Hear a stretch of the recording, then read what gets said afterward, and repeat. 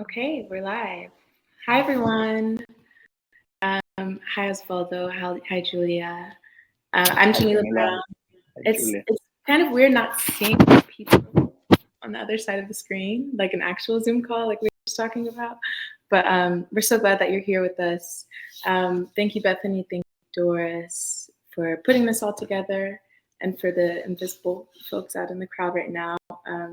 We're glad that you're choosing to spend time with us in conversation about the research and art practices that Oswaldo and Julia have been working on for many years and have continued to start working on in their residency time at McColl. Sorry, my cat might make an appearance a bit. And so the McColl Center's Artist in Residency program, they do 3 terms per year, and they choose a cohort of about 4 artists, uh, artists that are educators, um, artists who are parents, and you both are one, or if not both of those, and a part of the summer, June through August cohort. And so starting, it'll be pretty informal. I'm just going to intro Julia, and she'll share a couple of slides and some things, share about her practice. I'll intro Oswaldo, and he'll do the same. Then we'll kind of get into kind of conversation. I was just in studio with both Oswaldo and Julia. That was 2 days ago. 2 days ago. Yesterday I was out for the count. But 2 days ago, and that was such a great time. I feel like there's so many things in the channel and in the orbit that we all kind of riffed off of through looking at both of your work and experiencing, your work in words, thinking of like books and maps and so many things that we're going to get into. And so starting with Julia Pontés, who's joining us from New York, a Brazilian Argentinian photographer, visual artist, and mining researcher. And her work and research is focusing mainly on mining explorations and extractivist practices, and is a native of Minas Gerais. Do I say that right, Julia? Minas Gerais. Minas Gerais, Brazil, uh, which I will get into a bit later, but is her homeland, her birthplace, and she's deeply connected to, this soil and the iron that is mined on that land. Most of Julia's work, and as she speaks about her work, it's so passionate and deeply personal. So I'm really excited for you to share and for us to kind of like bounce off of and talk about the importance of the land and the people who live on the land and steward over it, and not turning a blind eye to extractivist practices and the mining that is kind of literally ruining the world. I think that's all I'll say, and then we'll kind of like talk more about you and your practice. I won't like list off, but there are so many amazing things and galleries that she's contributed work to. And she's a member of a group of Brazilian researchers, also specialized in law and economics, and got her certificate in photography from the ICP in New York, and is a professor of photography at both Montclair State University in New Jersey and Columbia University, where she also received her MFA in visual arts. So I'll hand it over to you, Julia, and then we'll kind of get into conversation about your work and your world. Thank you, Jamila. Thank you, Oswaldo. Thank you, everyone in the audience for being here with us, but also McColl for organizing and putting it together.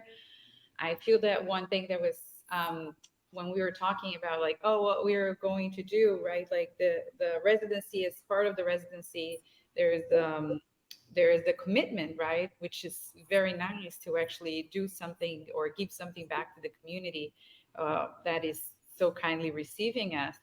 And Oswaldo and I and Doris, who is in the backstage, we were talking about like, what can we do? How can we bring something that is kind of very particular to what we do, and that we would love to share or to talk about or to expand on, and really what research and when it's related, research related work and how to put it in practice into environmental work, or into, I'm sorry, into an art practice and in a documentary in practice as a photographer. It's something that I feel that it's not so widely spoken about. So Oswaldo and I will be talking a little bit of our influences, but also how we got here and our research methods too. And because more and more, I believe that artists, the research of an artist has to be considered, have a value of a scientific value, right? And to be respected as such. And for that, it's important to go in depth, right? Of anything that you decide to do, whatever subject matter. But here in our case, we're going to talk specifically about environment. So let's start here. So, what kind of research I am talking about in this case? So, precisely about environmental. So, obviously, we have research in materials, research in the body or the body relation. So, obviously, those are very, very important art, forms of art research. But what we are going to talk today, it is kind of a more niched and specific to works that are dealing with environmental issues, which is what we can talk about because that's our specialty, I would say. Right. So basically, when we talk about research, so what we are doing is basically how we incorporate scientific data, academic journals, academic reviews, and new research that is also incorporated through historical documents, economic data. So all those elements that are brought together to create a new set of information, right? So different sorts of data. So we are talking about how we are sustaining in our art practice, practice of also research really deep in the subject matter that we are talking about. How it started for me, it's basically the first time that I kind of heard of a photographer doing like something so in depth was when I went to João Pina's book launch, Condor. He conducted a 10-year research on dictatorships in South America and really followed that thread. And I remember going to his talk and saying like, oh my God, how can someone be 10 years in one single project? Well, welcome to my world now. Fast forward, that was 2015. And now I am getting into my 10th year too. Then Adrian Piper was also a great source that I really learned. And then she created her own research archive that shares not only her work, but also her sources, right? Everything that she collected through the time, but also Vedic and Western philosophy, or fiction and poetry. So everything that feeds her practice, it's very well cataloged in her archive. And last but not least, one of the references when I was first starting was Hans Hake, and this real estate Manhattan work, which was fantastic, right? He actually tried to make a point of who was owning real estate in New York at a certain period of time. So he had the name of the owners and the details of every single building in certain areas of Manhattan. And I was like blown away by the possibility of an artist kind of making this work that was as fact check as something that we would see in a newspaper. Mm. So why I consider it important, and the reason why I think that it's really important that we start talking about research for artists, in-depth research when it's based or the work to sustain a work. This is the person that does not exist, right? This is a website. This person does not exist. Every time you type that, a new person is going to show up, and it's an AI generated person. So I believe that more and more, whoever you are, you as a person, your values are going to sustain a lot of the work you do. And because what will differentiate your work from the other person's work, the ethos, what you represent, what you say, your research methods, how open you are about your sources, what are you doing, your having an ethical statement that accompanies your practice. I think that all those things will become more and more important in this ever growing AI that is going to be a big presence in our lives. right? We're talking, AI is one of the greatest revolutions of this century, right? It's as important when steam engines were created, when telephone, when the internet. So it's since the internet, this is the biggest revolution that is going, and it's going to change the way we relate to each other. It's going to change the way we art, and it's also going to change the way we are doing photos and receiving imagery, right? So that's why I think that it's going to be so much more important the person you are, and everything you do when you are doing your work, be it documentary work or an artistic practice, and it can expand to um, many different fields. Jamila, I feel like you wanted to say. Yeah, I want to chime in because I'm like, that's so scary. But yes, it's so true that as this advances, we'll have to become more research based. We'll have to check sources and cite our sources a bit better as a collective, but especially as artists and people who are in academia. Jamila, I was preparing this presentation and I was thinking, like, I've always wanted to be a journalist, right? And that's Mhm. really seen in my artwork, but I was so frustrated with journalism because of its limits, right? Of its structure. So what fascinates me with my artistic practice is that I can use everything that I would do, all the investigation that I would do as a journalist, but I am free in terms of my own expression and my visual Mhm. expression. But I do believe that fact checking and being really right about what we are saying, it is so, like, we're in the moment of this post truth of not knowing what is fact and what is real and what's not, right? We're in the era of the fake news. So we become responsible, right? If we don't go and really research, and as a matter of fact, I for my current environmental project, I ran into this article, beautiful photographs. I think it was published by the New Yorker or New York Times, and it was saying that it was an iron mine. I went to all the land registration, every single website I could about. There's a lot of websites on uh, on land rights in the U.S. And I Mhm. tried historical archives, everything I could to find the history of iron mining in that land, and I couldn't. So I Mhm. don't know where those people got that from. Like, I can't fact check that. And so if I can't fact check that, I can't use that information, even if the New York Times used it, right? Mhm. Because me on my own research, I would be doing a disservice, right, to you, to everyone Right. who gets acquainted or get closer to my work if I am not super responsible Mm. with the information that I'm passing forward. Wow. Yeah. Would you have went if you found it? No, I did You go. would've- Oh, you Did did go. go. And Well, was it actually an did iron go. I photographed. No, it was a lead mine. So mine? I Oh, couldn't okay. find a relationship with iron, but it was a landmine. It's actually so Okay. a lead mine. So I can't use it, but Right. maybe in the Yeah. future I will still find, Mm. that information. But it does take time. And one thing that I thought it sets me as an artist because it gives me that time to the research and not have to work in a media cycle, right? Which has to go so fast, and especially if I'm working alone and is not working for a news company or something.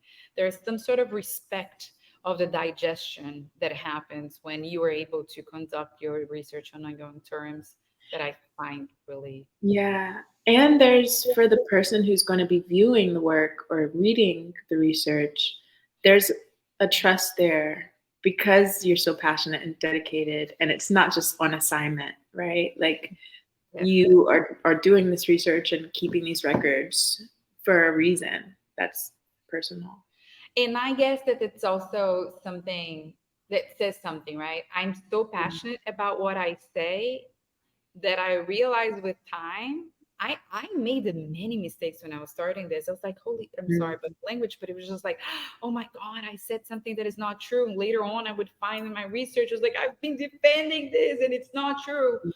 So I guess that experience and a lot of what I'm showing in my slides is or is really going to talk, about research as a progression, right? Of you Mhm. outgrowing and learning in this process. And I guess Osvaldo goes through the same, right? Osvaldo, like, of one more step that you go, then you realize, or maybe you have two sources saying two different, opposite Mhm. things, and you're like, who do I trust, right? So what sources do I trust?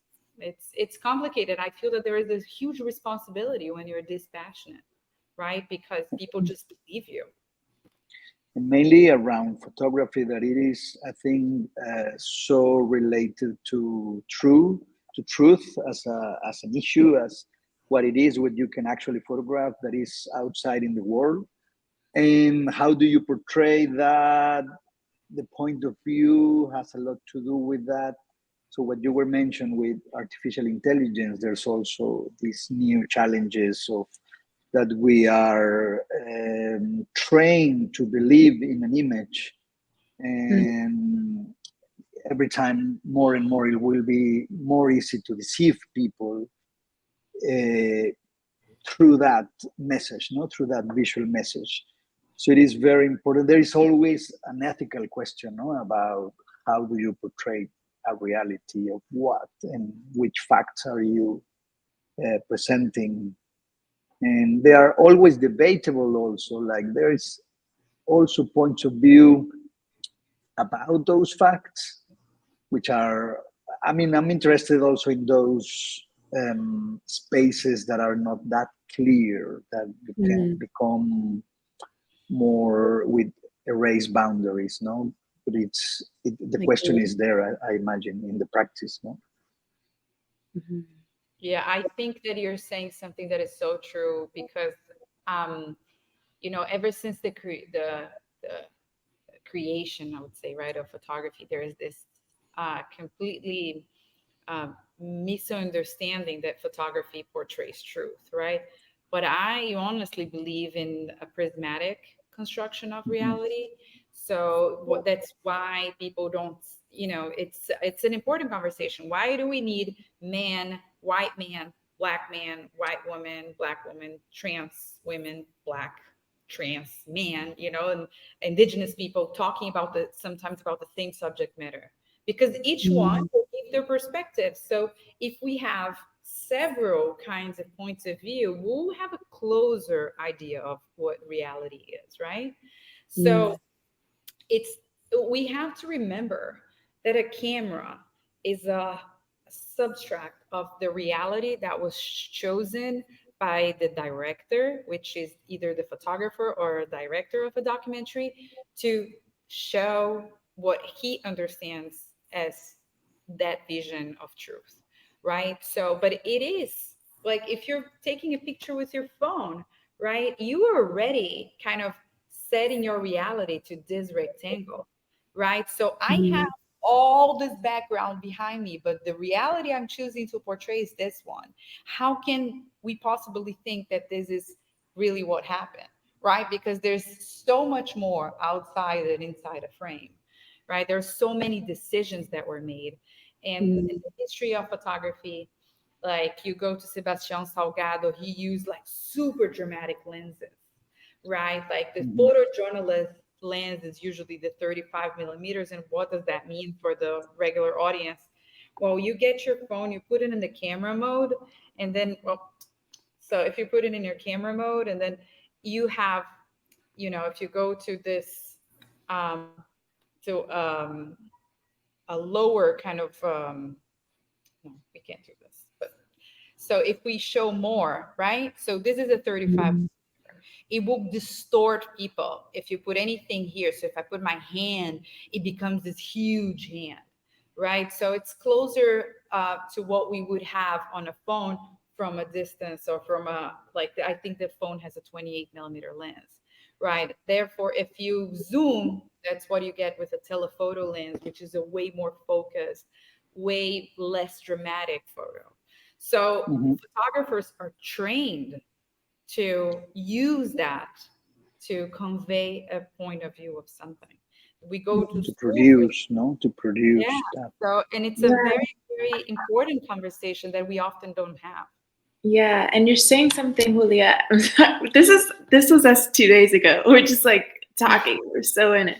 But you're saying something that's making me think about like photography as a whole, and like Susan Sontag's regarding the pain of others, and thinking of even like war photography, right? And you're kind of pulling out this like there's like photography is so layered, but it's also layered here too of like we taking a photograph means I saw this, I witnessed this, right? And I like looked it up just because I had to recall the title, but the infamous photograph that won the Pulitzer of Kevin Carter's The Struggling Child, with like the vulture in the background and like the prey in the foreground of a child who was famished, visibly famished, and possibly, about to be prey of this animal. And there was, kind of discourse around, did you help the child? So it's not just like photograph doesn't end or even begin at the photograph or image itself. It extends past it in all of these layers. And what you said, Julia, about prismatic construction of reality, I think that's also a part of it too, is that more morality or the moral responsibility of the photographer themselves as witness, as beholder. Yeah. Yeah, and I think that So that work specifically, he committed suicide. yeah. The pressure, the Yeah. pressure The that mom, right. because he didn't. He just I can't remember if he helped the kid or not. I don't think he did. I can't But remember either. I was trying to. but it's a Yeah, different. there is this video that Fredo Jar did about this piece, about this photograph. See, he did a video piece Yeah. around that photograph. I think he never shows the image, but he's talking about all the process around and what it actually meant. I think there was also a lot of that had to do with the lens depth in that photograph, because they weren't that close together. Yeah. The child and the photographer and the vulture. vulture, or what's the vulture. So the lens produced a very close image, and I remember reading about that it was also like a momentary thing. That apparently the baby was with the mother. The mother left the baby there for a few moments to get some food that the helicopter where the photographer was also traveling arrived to deliver some food. And then, so it was a moment also, like a construction of a moment, but what it represents about what it's actually happening there, or it was happening there at that time, creates the whole explanation of the image. But what it was actually happening was more like contingent, say, something that happened at that moment and everything going to place. But wasn't exactly speaking about. And then the photographer had to leave, sorry, with the helicopter again, and he was just took the image and left. And the mother returned to the baby apparently, but yeah, it created a whole thing, and then he committed suicide because of the pressure. Also, they were talking of these two vultures, that he was one of them also. But So it's the person that shows or talks about the problem or points out the problem also becomes the problem, right? Exactly. So that's I believe that there's so many layers. And going back to Susan Sontag on the pain of others, she says, like, how long are we going to continue to portray suffering? Right. And then she goes on photography. I'm sorry. And then she goes on regarding pain of others and says, okay, maybe we need it. Right. It would just not be that much, because we need to hold history or the accountability. But I think that there's so many kind of layers in this process of really understanding. First, I mean, how can I put it in a better way? But first, deciding what you want to show. I said that in my studio, and I keep saying this. I have a deep engagement with the community. I am in touch with my friends that are from the communities still you hardly see any photos of people in my studio. And why is that? And I was often super criticized in the beginning when people didn't know my work very well. Oh, you did the aerial super distance. Like, the thing is, and then I started to incorporate all the videos of the people talking in the QR codes of the photos, because, okay, they're there, they're in the captions, they're in the several ways. However, being educated, visually educated in the US and in Brazil, I understand that what in the US is seen as, or in what so-called the developed world is seen as an underdeveloped. Whoa! It What happened. But Up seen the as film. poverty or underdevelopment is actually for what it is for us, the rural life. And that because those images are like what it seems here, oh, it's super poor, it has been justifying industrial invasions in the name of progress, right? Which is something that happens very much in every single environmental related work we see, especially conducted in non-urban areas, right? Everything comes in the name of progress. But what is the limit of that progress? And especially we have to start to understand different kinds of urbanizations, right? Like because a place is urbanized in a non Western way, is it wrong?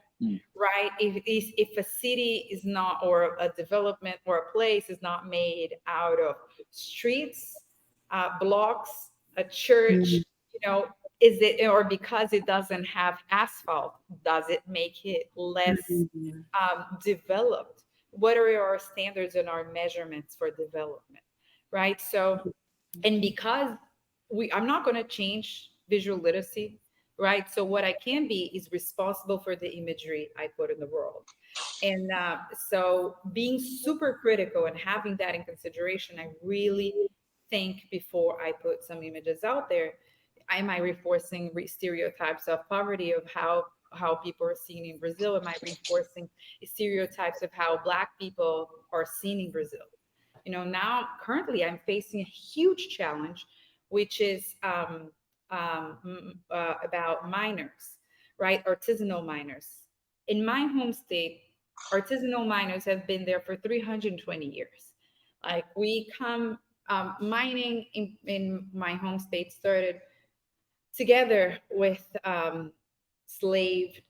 with bringing enslaved men from Africa, and also enslaving native Brazilians, or native, back then, native indigenous peoples from Brazil.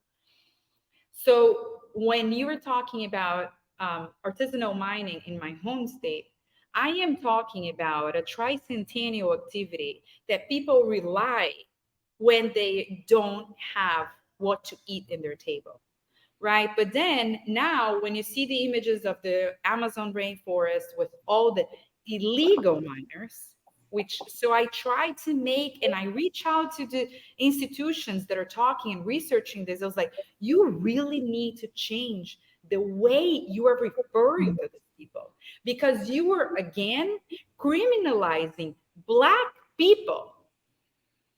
You can't do that. It's just because it's been done for 320 years in the same way. And Brazil never compensated people for after their slavery, right? So whenever there is an economic crisis, where I come from, a lot of people go back to the rivers to do mining. And that's okay.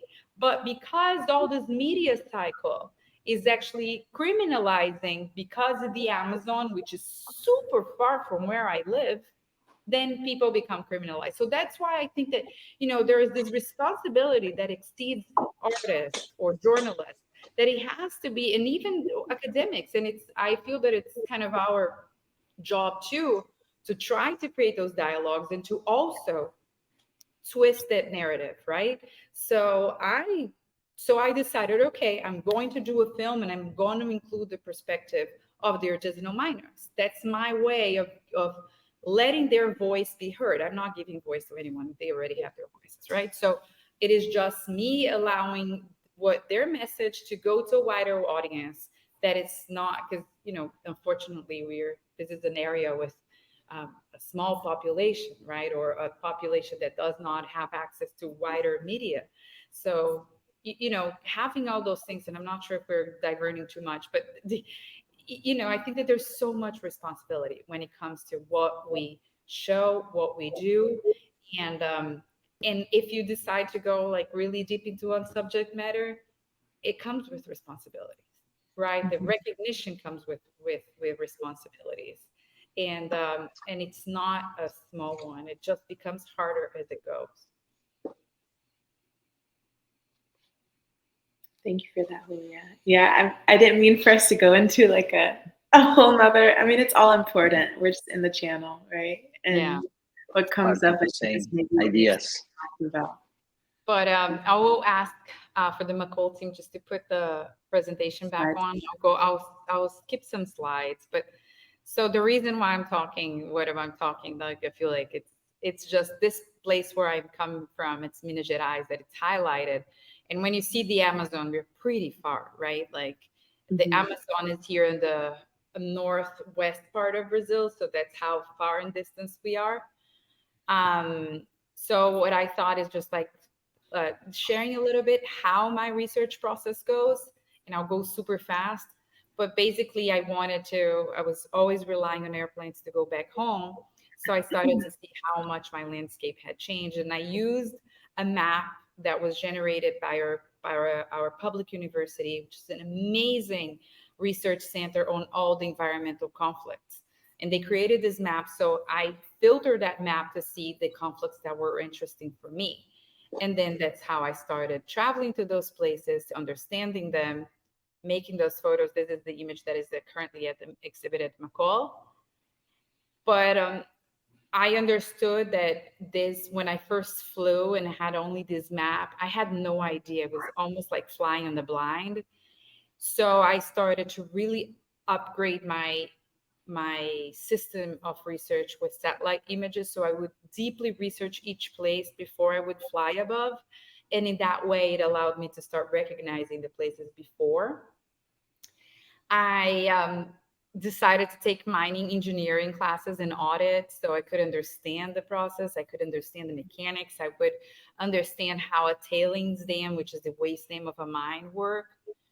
Because of my background in business and law and economics, this series that I would create, correlation of the stock prices of Vale, one of the world's largest mining companies that is based in my home state, but also iron ore prices. And I would bring all of that to create the captions, right? So all that combination of very abstract images will later on be translated into captions that would reflect and remove that the information about that place without letting the work to be confined just into aesthetic, beautifully image. Little by little, when I was in grad school, I took a class in anthropology talking about the importance of field notes, and I started to incorporate those into my work. And what I started doing was to compile my field notes and I work a lot in collaboration. So this is each one of those cuts on the map relates to a mining permit. And red is when the permit has already been granted, or orange. Blue is when the research is going. So this was created with another university in collaboration with geologists from another university.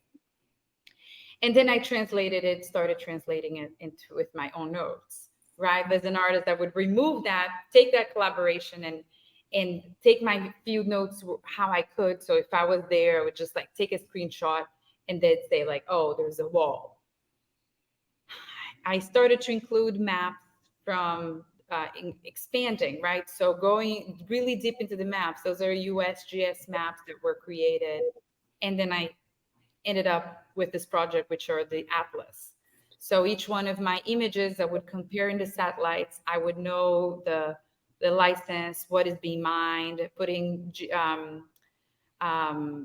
social and economic data, what is the average price, what is the average ton that is removed from this specific land.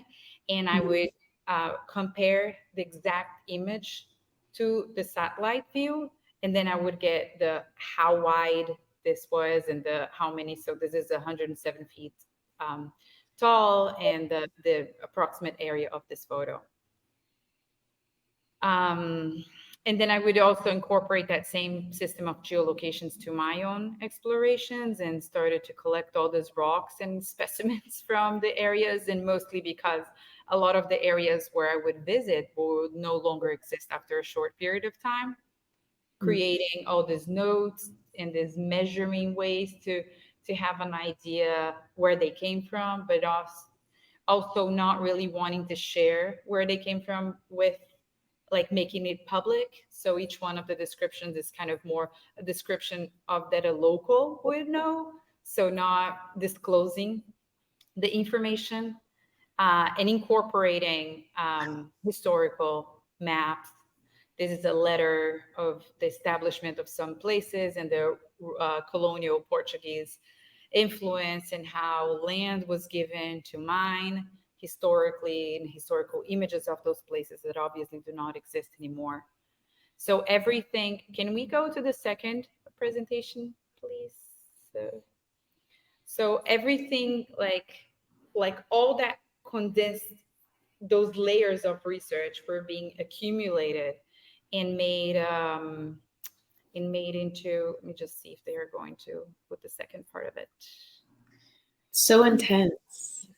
It's so beautiful too. I started then, and that's when, oh, go back.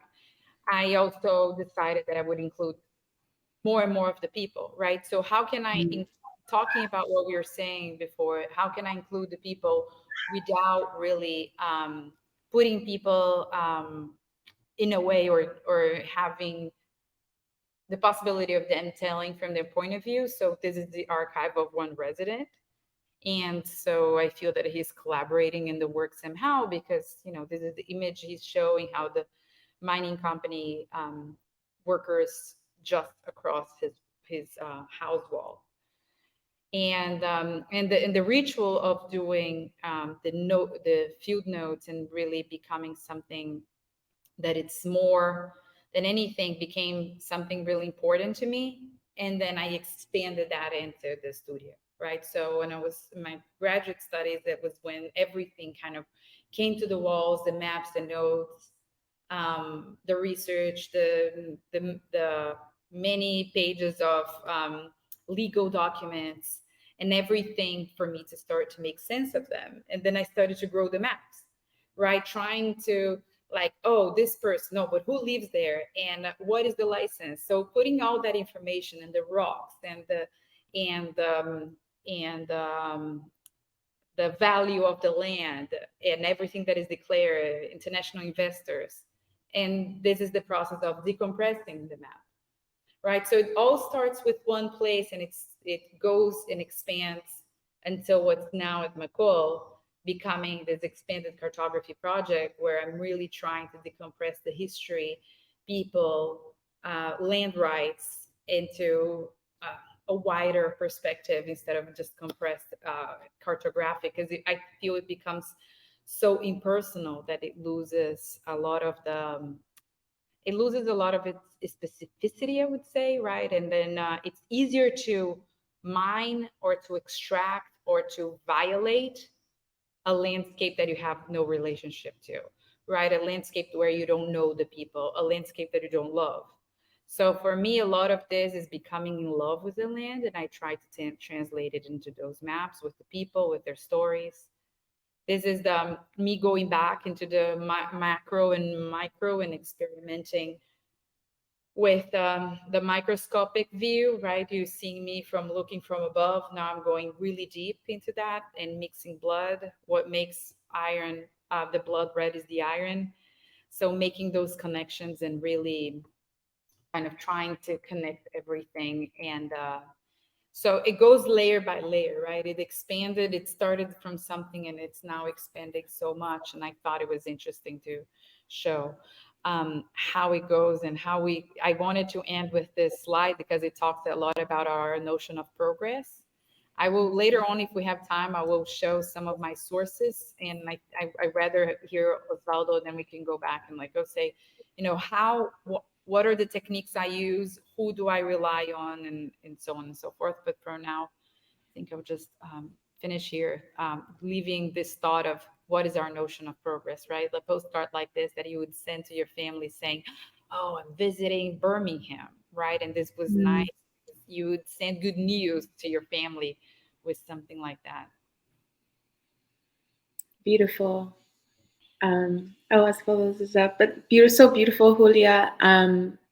Yeah, I'm so thankful for the work that you're doing and to know the work that you're doing now. And even just being in your studio, I remember saying at the McColl studio that it felt like I was in a laboratory, like it felt like chemistry almost. And the research expansion that you talk about, how you're incorporating even your body, and like using your own like blood, it just further solidifies, I think, that like connection you have to Mother Earth and to your land specifically. Yeah, there's so much more I want to talk about, but I feel like time is just going so quickly. It goes by so fast. It is really interesting also to hear of your interest in being a journalist, because you can see that approach in your work, like an investigation, like deep with people, with facts, with places, and a lot of material produced during all that investigation, that it really feels like a journalist investigation. And I think it's great that it's having this I try to artistic navigate exit. those waters. Yeah, thank you. I try to navigate. I'm actually writing an article with a journalist. You were saying, Nice. Yeah, so we've been writing. So we meet every 2 weeks or 1 week, and we really, so it's kind of like switch brains, yeah, now to think like a journalist. But it's interesting to have that approach, to your own artistic work, that it could be felt like journalist investigation related to what we were talking at the beginning with truth and ethics, and all involved in the way, for example, with this postcard, the way these industries pretend reality, or construct a fake idea of reality through a beautiful landscape of progress and happiness.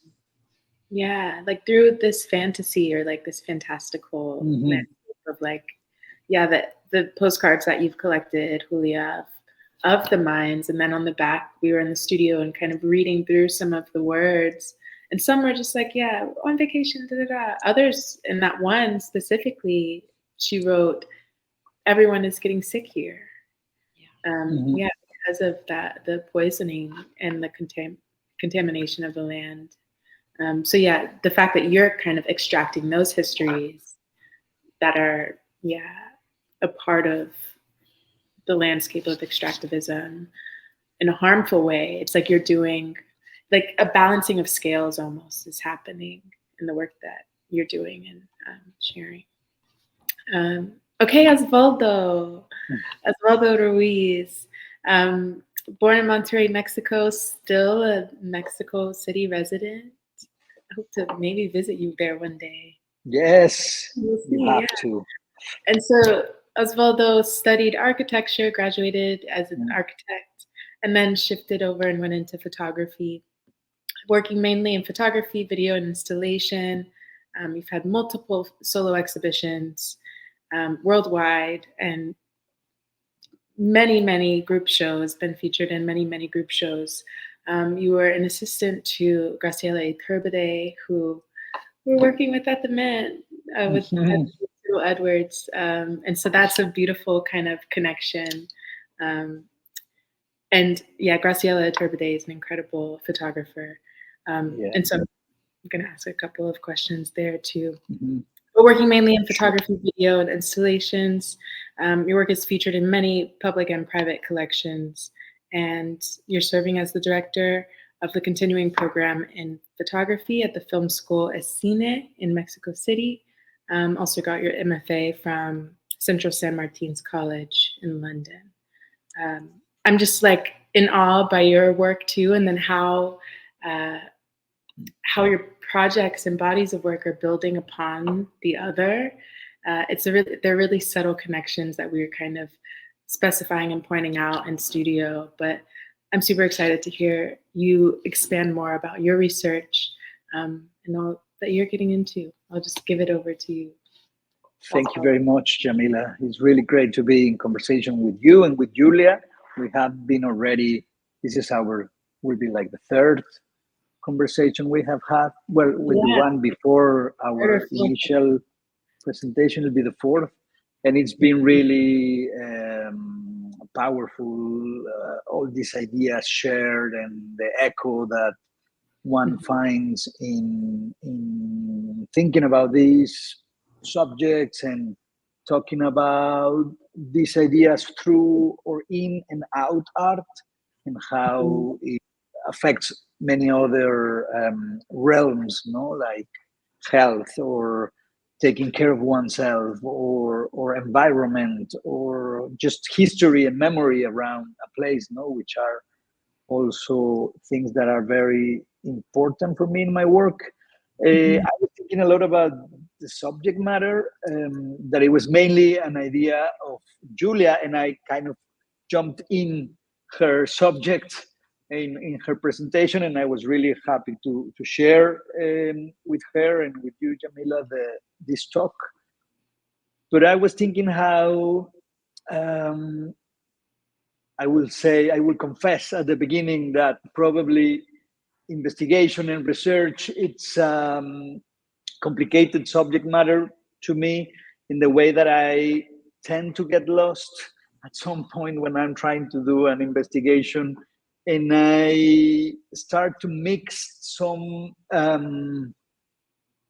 points of view and different layers of time of how an idea, or in this case, for example, a landscape or a historical place, it's been known or it's been portrayed.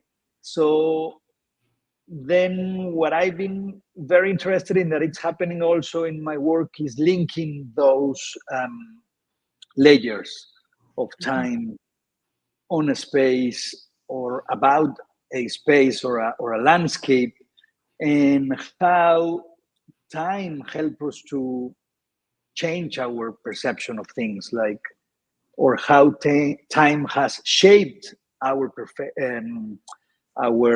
perception of things. And so I was thinking, when I was preparing this presentation, I will do it as short as I can.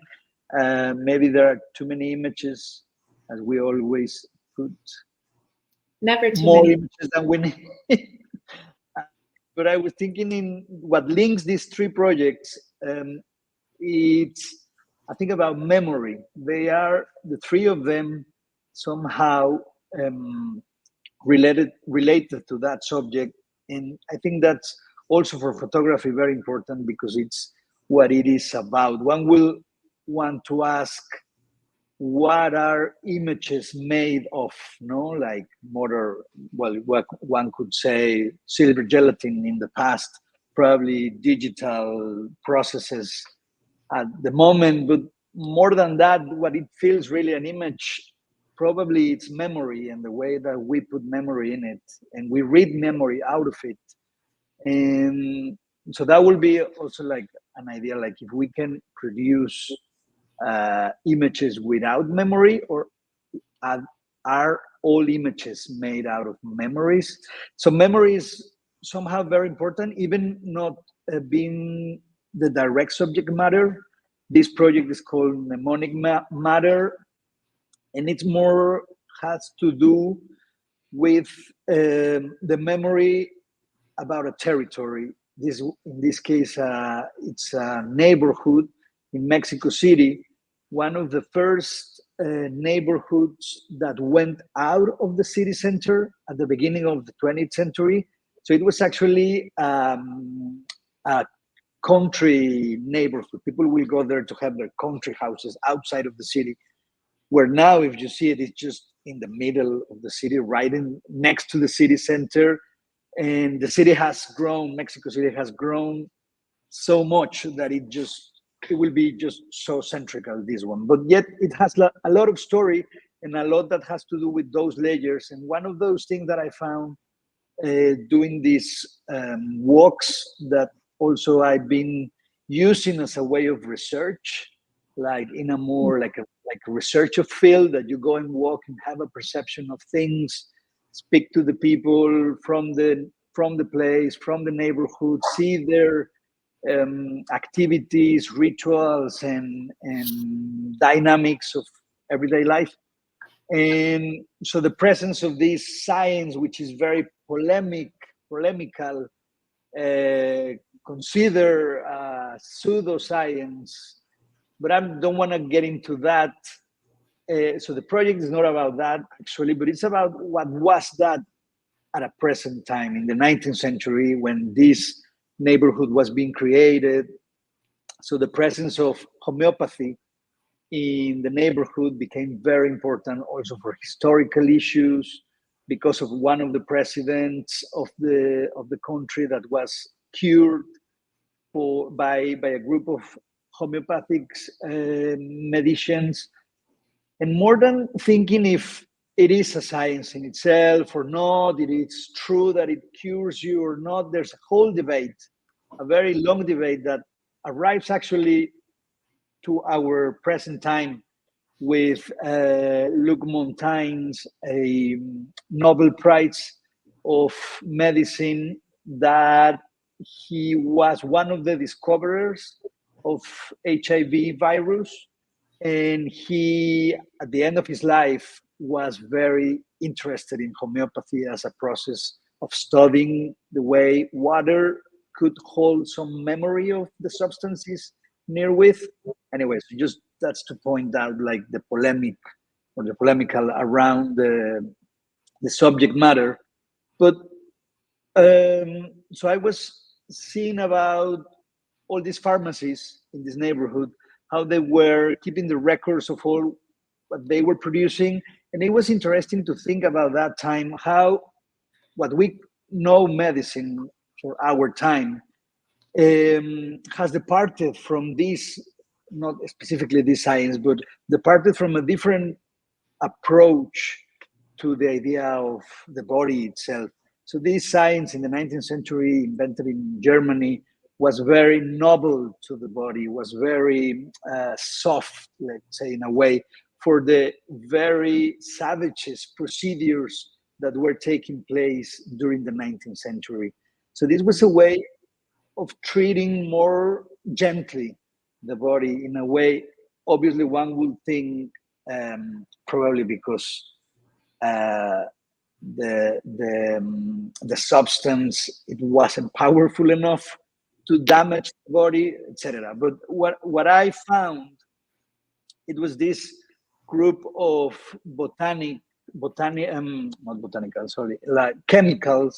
chemic people that were producing these remedies to cure different illness. But that science in the present time in Mexico City had become a very accessible way of curing some diseases. It's very inexpensive, and there's a lot of care that the doctors put into their patients, because there's a lot of hearing about the symptoms. So there's a lot of telling the stories that you feel about your own body.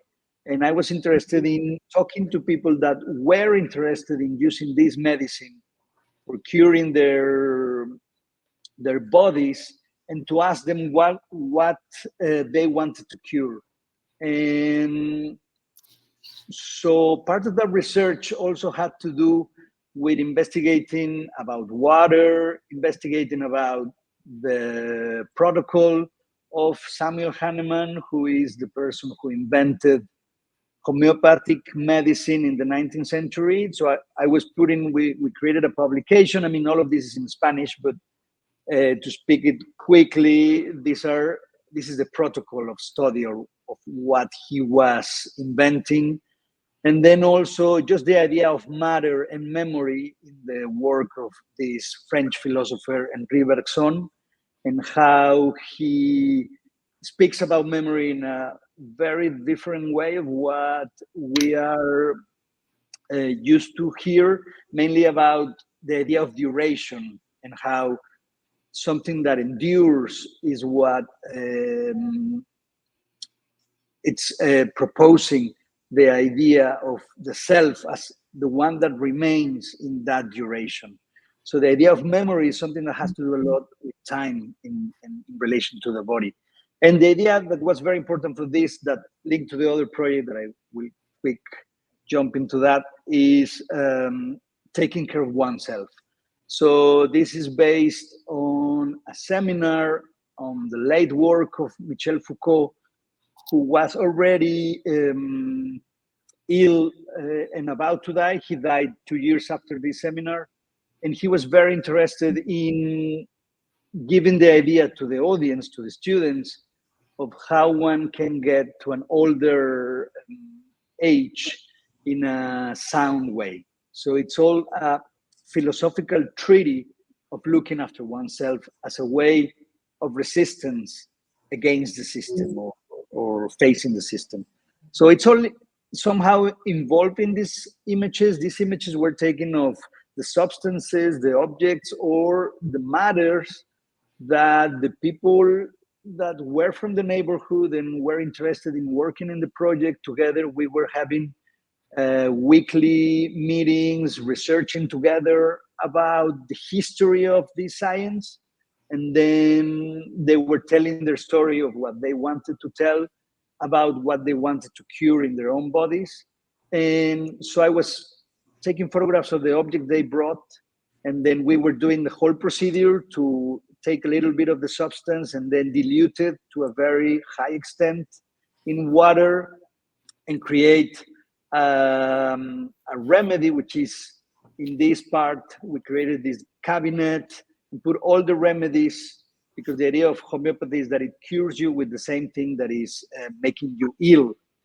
And so this project was more of a commission that I received by a place called Casa Gallina, inside Casa Gallina by that time. And it was a 1-year project that went on and off in many different ways. But I was very interested in 2 things or 3 things that led me to my next project, that every time I went back to my hometown, Monterrey, I started to see more and more the scars on the mountains and how that was related to the industry of the production of cement, that Monterrey, being a very industrial city in the north of Mexico, like committed and identified to the idea of modernism. So it's a city that will embrace industry of modern materials like glass produced industrially, cement, iron. Also, there was a very important iron company, fundidora of fierro y acero, iron and steel of Monterrey, that actually broke at the end of the 20th century. Brick, etc., or other industrial materials. But cement became one of the biggest limestone to produce cement became one of the biggest industries in the city that grew to a global level. But what they took as a place to extract this limestone was the surrounding mountains of the city. The city is known, its nickname, it's the city of the mountains, because it's all surrounded by mountains, but also the whole idea of the industrial directors talking to the government, and they were having the 20th century, at the early 20th century, they were having tax exemptions, which is, I imagine, a good idea to promote jobs and to promote work, but also they were not protecting the mountains at the same time. I mean, also taxes, if we think of that, should be related to something that we want to protect. And there should be a way of taxing, say, the damage we are doing to an environment that cannot recover by itself on the way we are damaging it. So I was just interested in portraying the process. This is, for example, the holes that they do with drills in the walls of the mountain. So they will put TNT cartridges inside of these holes. So the whole wall of the mountain will break into more smaller pieces that they were easier to manage. And the process became very cost effective because there was for this process extracting at least, there was very little technology they will need to use. Yet to produce the material, probably they will need more technology, but for this process of extracting, it was very old school, say, in the way that they were just blowing the mountain up. So in a way, this was the opposite of the first project that was about looking after oneself.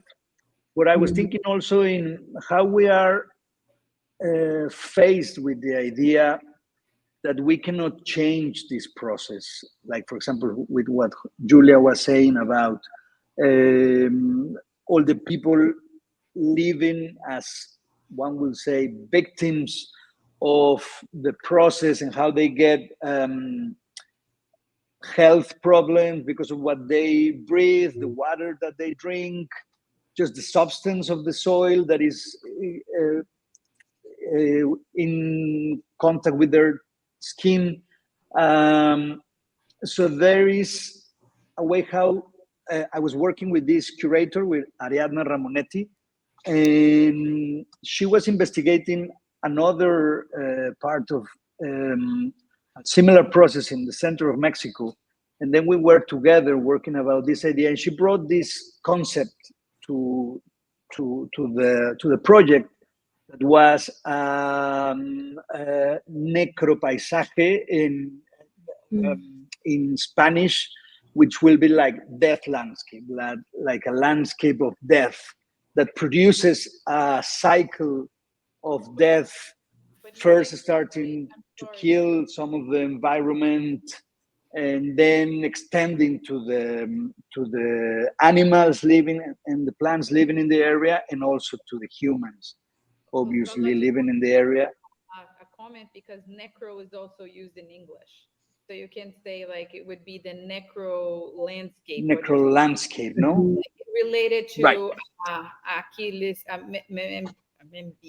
the idea of the necropolitics, right? So you're exactly incorporating coming from the concept to say about like necro landscape. I just wanted to just include right. that. Thank you. Yes. So I wasn't sure if necro landscape was the word in English. Yeah, exactly. So to create this cycle of pollution, of profit also that it's involved in the idea of extracting. And Ariadna and I arrived to a point during the project saying like, well, I mean, it's not that we want the system of extraction or of the production of cement to stop. Probably it's not possible that the civilization continues without all of this production, but the way it is done, the scale of the damage, and the way the damage is not restored in the mountains also becomes part of the question, no? So very quickly, these are just images of what I've been. Something, Oswaldo, related to yes, please. I think that there is something very wise to what you're saying about learning from the people, kind of in your first project, how you learn from the people, how you right, how you went, you listened, but at the same time, I think that there is a connection that is important to highlight, which is when you connect to the people, you get there's some sort of a knowledge there that is kind of an empiric knowledge, right? That it's important then when you as a researcher, going back to the theme of our talk, like how do we gather any kind of research gets so much deeper with field work, right? And field work is so More important. real, no? And a lot of, like, if you go to academia, a lot of the researchers that you see, let's say in the social area, you can talk about something without ever having to step on that area, right? There's a lot of PhDs that you can get talking about a subject matter that do not require field work. And something that it's extremely, I consider extremely important, is that perspective of the people, right? The perspective of that empirical knowledge that you can only gather by having walked with boots in that location, right? Or in this special sensitivity. And then you gather that information. Let's say what Oswaldo was saying about the pollution, right? The particulate elements in the air, which are, when you explode, you have all those micro particles in the air we can't see, but they do cause a pretty substantial long-term damage to the lung. So how that's, I think here we have an opportunity just to share a little bit of a research technique, right? What happens when if you're considering, or someone that is watching this is considering, using a project and really going further? You did your exploration, you spoke to the people, you got your empirical knowledge, you really got sometimes even an ancestral knowledge through them.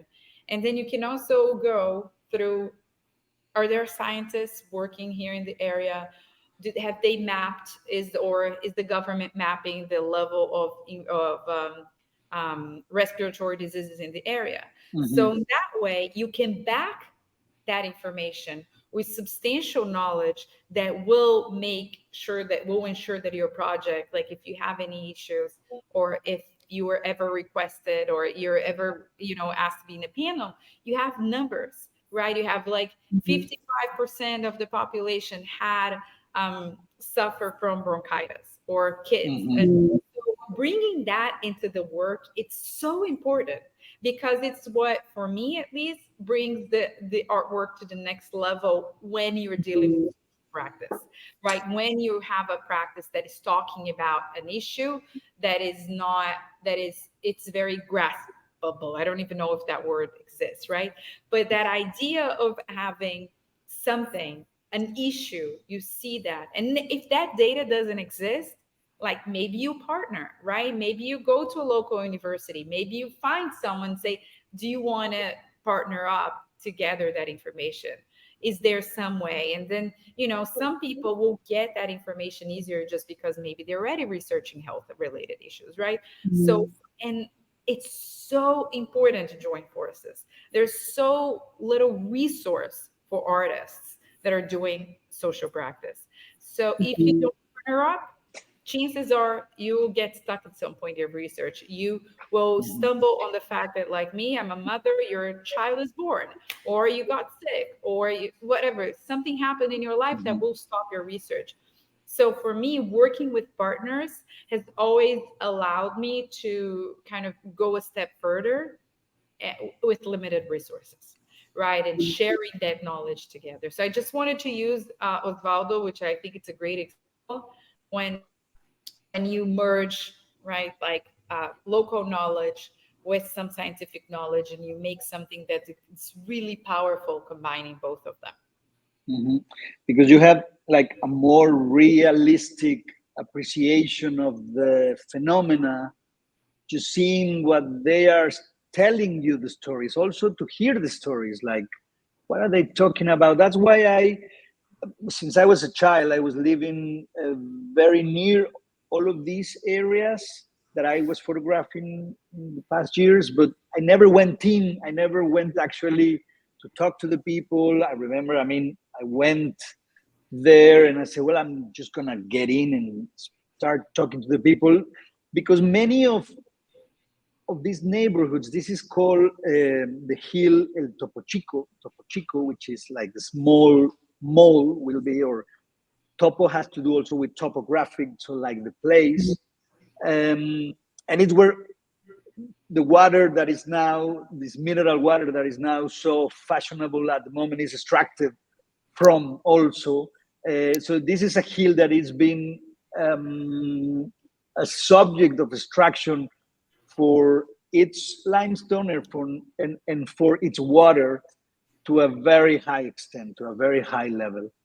And in the 70s, in the early 70s, there was a social movement that I knew of it, I mean, just by history, but I didn't went through, I ever had been through all of it. So when I was walking in these areas and talking to the people and just seeing the places that were part of that movement that I just heard like very distantly say, this is called, the movement was called Land and Freedom, which is the phrase of the Mexican Revolution. So they were taking that phrase 60 years after in the north of Mexico and they were people that were coming to the city. They were not employees yet or workers. So they were out of the system, but they didn't have houses. So they were looking for building houses for themselves. So they arrived to the abandoned quarries of the limestone process to produce cement. And I was hesitating if showing this video. So I'm just gonna show a very small part. So Bethany, if I can just, I think I just do it, no? Just share my, yes, okay. I just will share my screen and I will put a little part of this. It's called the documentary Land and Freedom, Tierra y Libertad. You can find it in YouTube. The whole thing is an hour and 28 minutes. It's a long documentary made mainly by a group of Canadian and French filmmakers right at the moment when it was happening. So this is the same area. This is El Topo Chico, when it was still being worked. So people are being interviewed, and you can see the process, the dust just exploding at the back with the TNT. I just put a little part. Put the sound. No trabajaba. Pero es más duro, digo, para mis niños, porque no veces que no tienen con qué comprarles abrigo, ropa, lo que sea. Digo, como ustedes lo están viendo ahorita aquí. Y es muy duro para, porque ya ve mi casita es de madera y se siente mucho el frío.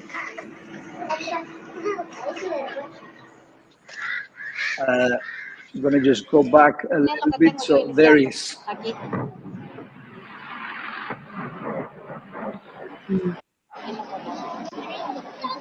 Le digo, y luego, aparte de eso, en esos días que me vine yo a dar aquí, mi señor no tenía trabajo. I want to put another part of this that was very interesting about this movement. It was that they were so deeply organized in meetings. There were 300,000 people organized in this way to create their own government almost. No, so I put a little bit of this meeting. De los trabajadores, de los del pueblo. Sorry. Ya que compañeros, como todos sabemos, que hoy es viernes, día de la Asamblea General, donde tenemos muchos... Los principios del movimiento son establecidos por la Asamblea General de cada colonia, que se reúne en la plaza pública y que constituye el órgano central de toma de decisión de la colonia. El movimiento que ocupa es a toda la nación. La carestía de la vida ha surgido tan fuerte que se ha sentido y se siente más en la clase trabajadora. Los cierres de las industrias, los paros en la... Well, it's a very long... it's a very long documentary, but just to see those images, it felt so alive, like something that was happening 40, 50 years ago, and that you can see the setting, and that you can see it was part of an organized movement that was so bad spoken of it in the media. They were like criminals that were taking a landscape that didn't belong to them. And it was just like so badly portrayed that it made a cultural idea of them as, you know, as the bad people who were taking these lands in a criminal way. So they were actually fighting the system to get their own proper houses in the places that they could. And what they found was the leftovers of quarries for limestone, and also dump lands that were abandoned or that were not taken care of. And just to finish, because I think we're taking a little bit of the time, I just want to show in the I presentation. think we only have 10 minutes left, Oswaldo. Left, right? Yes, let me just show you one image that was important. Well, this is just images of the project. These are the objects that they were producing. The inhabitants of this that you see on the film, they arriving in this area and change their ideas of carving stone and produce it with cement. Decorative objects that became like now social implied objects. Yet what I wanted to show you is just this image that I think is important because this is from central Mexico. This is the culture around the Aztecs at that time. And the figure of the Altepetl was the figure of the city-states. But it was very interesting. I just will read what is written here. The word is a combination of the Nahuatl words atl, that means water, and tepetl, meaning mountain. A characteristic Nahua mode was to imagine the totality of the people of a region or of the world as a collection of Altepetl units and to speak of them on those terms. These were like the political base, so they were city-states based on one of these mountains. But the drawing is really interesting because the mountain is the green figure. What you see in the part of down, in the bottom part of it, it's tongues of water coming out of the mountains. And in the top of it, you can find what gives name to the mountain. So this is the symbol of the flowers, of the arm, of the cactus, the nopal. And so the important part of this is that the most sacred part that created the whole social landscape, the social tejido, how do you say tejido? The social textile tissue, thank you, has got to do with the landscape, how it sustains life, how a mountain, which is looked after, protected, has its own forest, and that create the whole system of water that allows the city to be alive. Then I'm photographing other things at the moment. I probably don't have time to speak about this, but I went back in time to photograph petroglyphs done many, many years ago. This is in Chile, this is in the north of Mexico, and this is now also what I've been photographing here in North Carolina. So I will leave this part to a conversation later, but it's what I was following in the idea of memory and the mountains, following this now in the historic places that were drawn by the inhabitants of that time. Oh, I'm so sad that we're running out of time because this is like just getting to it. But we have to have a second part. Yeah, a whole second part as well, though. And I mean, the work that you're doing too, I think that folks watching can kind of see the similarities a little bit of how both of your practice, how important it is, and how through your social practices, you are like, it's community focused. When you were talking about like community immersion as like field research as well, though, that really, I just keep thinking of that. And there's this saying like, many people want to be free and like to liberate others, but don't even know their own neighbors, you know? And so that importance of like taking stock of what's happening right here, learning from the people, feels like a really great note to end on. There's so many pathways in my mind of conversation that we can go down. We almost need like a whole nother hour.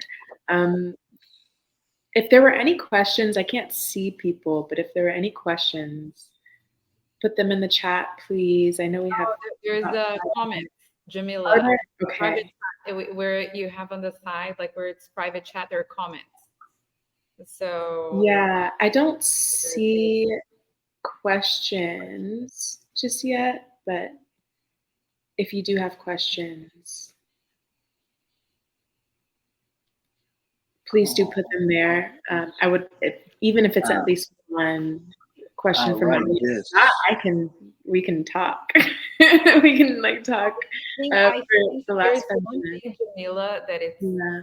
touch upon that I just wanted to do really fast. It's just like resource. You like there's someone asking you, but I just wanted to point out something really fast about like tools of research for Mhm. artists. I had a slide on it, but basically historical societies, discovery centers, archives, right? There's so many resources for research. The Library of Congress has even FOIA documents, which is the Freedom of Information Act, right? Like that you can request informations about the US government, how it's acting. So there are so many ways that an artist that is interested in going can go. And it's important not to, I mean, get lost, but kind of have a tract of an idea. And those resources are really important because I know it's hard when we don't even know. You might have an idea and you don't really know where to start. So, And also being in communities, because you both are in community of researchers. So could you share a little bit on how you found those communities? Was it through that same research? well, my community of mining researchers happens because I'm part of a social movement. You're So there. Brazilian social movement called Movement for Popular Sovereignty Over Mining. And they gather together. So I've been collaborating them with for a very long time, and they gather all researchers in Brazil that are working in the subject matter.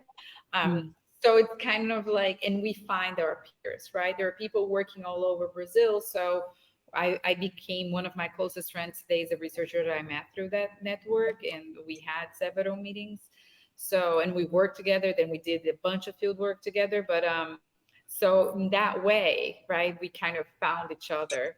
But there is a wider network that is kind of connecting us under this umbrella. That I think it's important that return of the project back to the community where it was done or it was created. There is a question there of Dulce Chacon from Mexico City.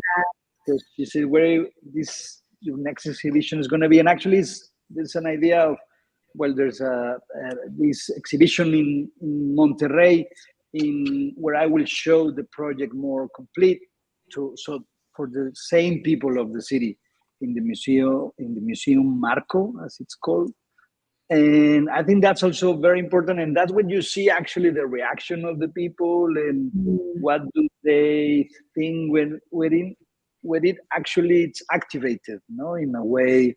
The other thing are just images in your computer or in the negatives or just waiting for being. But when you're showing that to the people, and mainly to the people who know the area and what means something to them, also it's important to have that reaction, and it's when the circle somehow closes.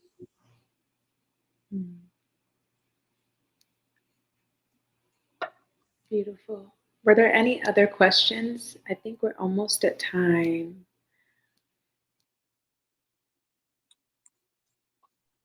I don't see them there. I see Taylor Swift. Is that Taylor Swift? Oh, Armando. The comment. Armando. Belmas asks, how do you know when the research ends, or does it never end, like a lifelong interest or passion? That's a good question. We don't know. It never ends. You have to end it because time finishes, as in this talk. You have no more time to be. You're picking up the research of others and then continuing that, and then others will pick up the work that you all have done. Yeah, I mean, definitely that's how research is done, right? It grows one research on top of the other person. And well, in my case, it's so specific and it's so related to who I am as a person that I don't see ending.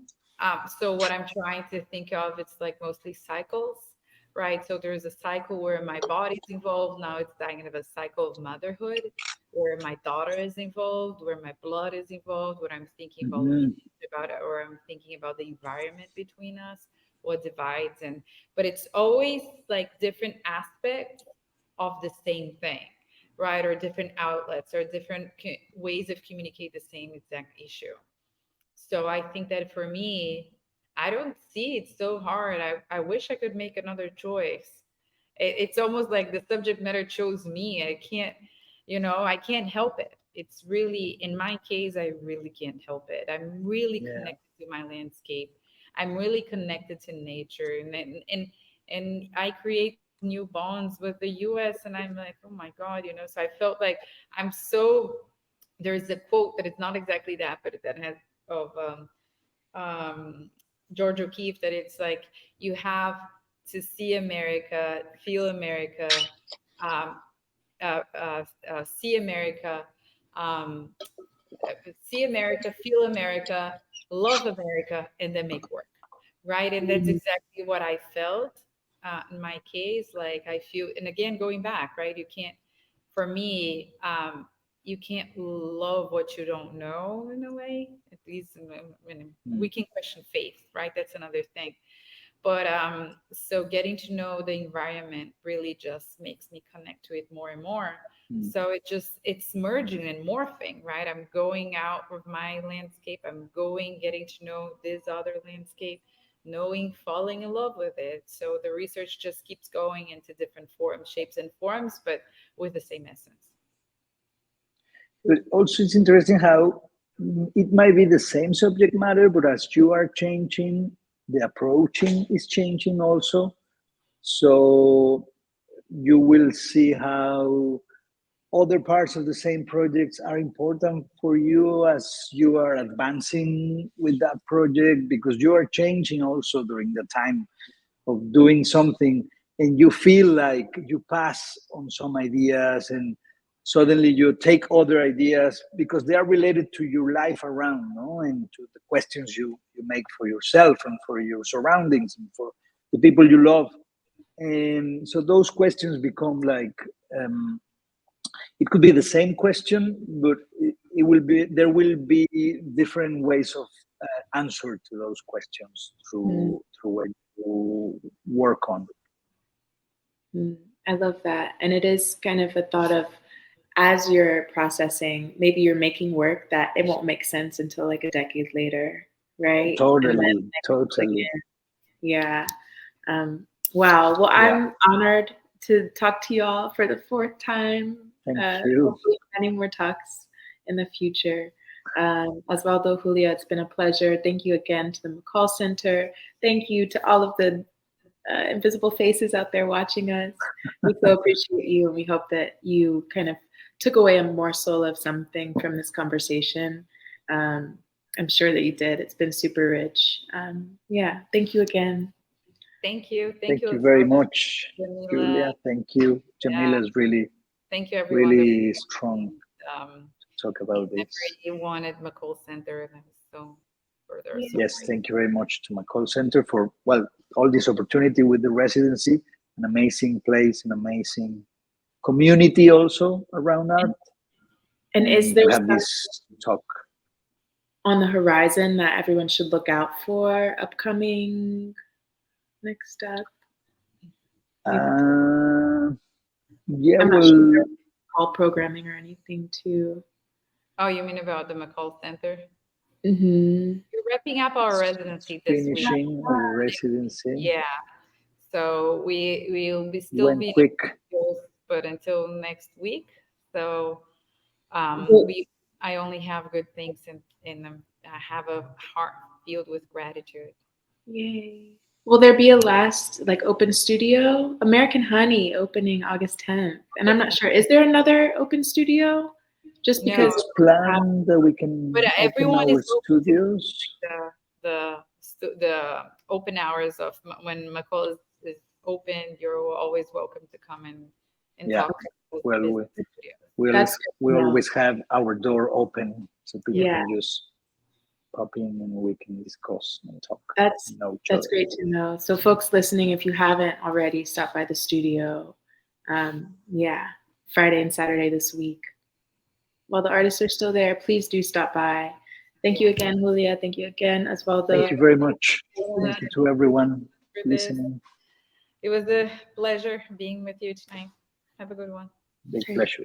Thank you. Have a good night. Good night, everyone.